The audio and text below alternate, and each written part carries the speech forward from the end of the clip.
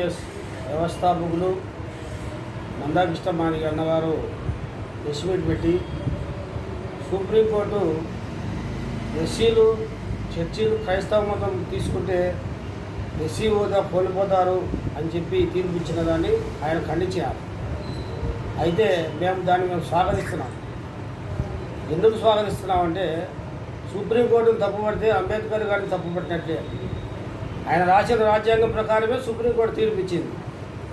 అప్పట్లో doctor BR Ambedkar గారు ఎన్నో ఆలోచించి ఒక రాజ్యాంగం రాస్తే ఆ రాజ్యాంగాన్ని భారతదేశమే కాకుండా ప్రతి ఒక్క దేశాలు కూడా ఆదర్శంగా తీసుకున్నాయి.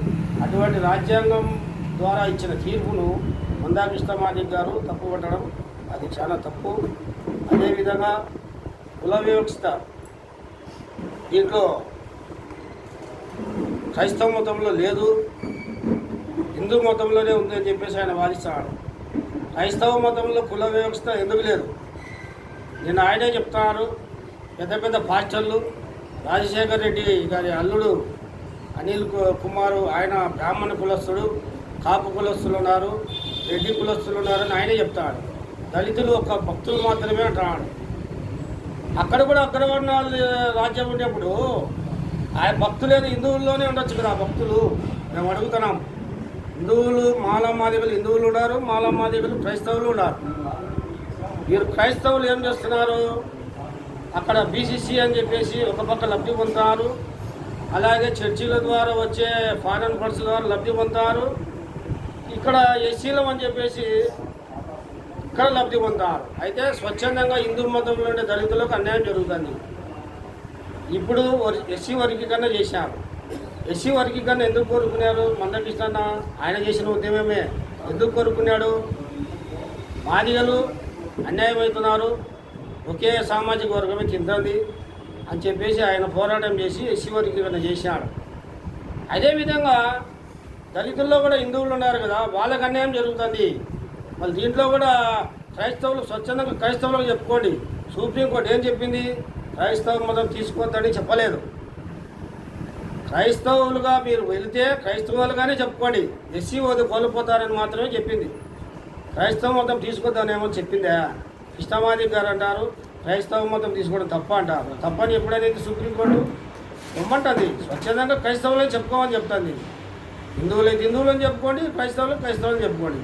ఇప్పుడు సర్వే ఉంది, సర్వే చేస్తున్నారు. సర్వేలో క్రైస్తవులంతా హిందూ మాదిగ అని చెప్తున్నారు. దీని దగ్గర వచ్చే బీసీసీ వచ్చిన అనుకో, బీసీసీ అవకాశం వస్తే దాంట్లో ఉద్యోగాలు తీసుకుంటారు. ఆ తండ్రి బీసీసీ ఉంటాడు, కొడుకు ఎస్సీ ఉంటాడు. ఇక్కడ అన్యాయం అవుతుంది. ఎవరు? హిందువుల్లో ఉండే మాదిగలు అన్యాయం అవుతున్నారు, దళితులు. దీన్ని నేను తీర్మానంగా మందకృష్ణ మాదిగ గారు మాట్లాడేదాన్ని ఖండిస్తున్నాను. పదే పదే జాంబవంతుడు కూతుర్ని శ్రీకృష్ణుడు పెళ్లి చేసుకున్నాడు, శ్రీకృష్ణుడు మాకు బావ అవుతాడు అంటున్నారు కదా. మళ్ళీ అప్పుడు కుల వివక్షత లేదనే కదా అర్థం. జాంబవంతుడు మాదిగ, ఆది జాంబవంతుడు మాదిగ అతని కుమార్తెను శ్రీకృష్ణుడు పెళ్ళాడినప్పుడు కుల వివక్షత ఉన్నట్ట లేనట్ట? లేదనే కదా అర్థం. క్రైస్తవ మతంలో కుల వివక్షత ఉంది. దాంట్లో చెప్తానండి, క్రైస్తవులు అంటే అంతా ఒక మతం కింద పోవాలా. కానీ మాలోళ్ళ ఇంట్లోనే పెళ్లి చేసుకోవాలా, మాదిగల ఇంట్లోనే పెళ్లి చేసుకోవాలా, రెడ్డి ఇంట్లోనే పెళ్లి చేసుకోవాలి. క్రైస్తవ మతంలో ఎందుకు మళ్ళీ అన్నీ ఉన్నాయి? హిందూ మతంలో ఉండేట అవన్నీ ఎందుకు ఉన్నాయి? ఎంత బాధ కలుగుతుందంటే, ఒక పాస్టర్ మా అమ్మను చర్చికి పోయేటట్లు మాయమాటలు చెప్పి చేసినాడు. మేము కొడుకులుగా కోడళ్ళు మా భార్యలు పూజ చేసి భోజనం పెడితే మా అమ్మ తినదయా? అట్ట నూరు పడేసినారు ఈ పాస్టర్లు. తింటే సైతాన్ అంట. అన్నం మందకిస్తానా? వెంకటేశ్వర స్వామిని సైతాన్ అంటారు పాస్టర్లు, శ్రీకృష్ణుని సైతాన్ అంటారు, మేము వచ్చే పెద్దమ్మ తల్లిని సైతాన్ అంటారు, రాయి అంటారు. ఆయన ఎందుకు అంబేద్కర్ గారు ఆ రోజు బుద్ధిష్టం తీసుకున్నాడు? ఎందుకు క్రైస్తవ మతంలోకి పోలేదు? ఇది సుప్రీంకోర్టు ఖచ్చితంగా అంబేద్కర్ గారి ఆశయాల ప్రకారమే వచ్చింది.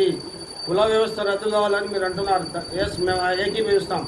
కుల వ్యవస్థ ఎట్లా రద్దు అవుతుంది? అంబేద్కర్ గారు కులాంతర వివాహాలు చేసుకుంటే కుల వ్యవస్థ రద్దు అవుతుంది అన్నారు. కులాంతర వివాహాలు చేసుకున్నందుకు ఇప్పుడు ఒక్కొక్క కుటుంబంలో 10-15 కులాలు పెళ్ళిళ్ళు చేసుకుంటారు.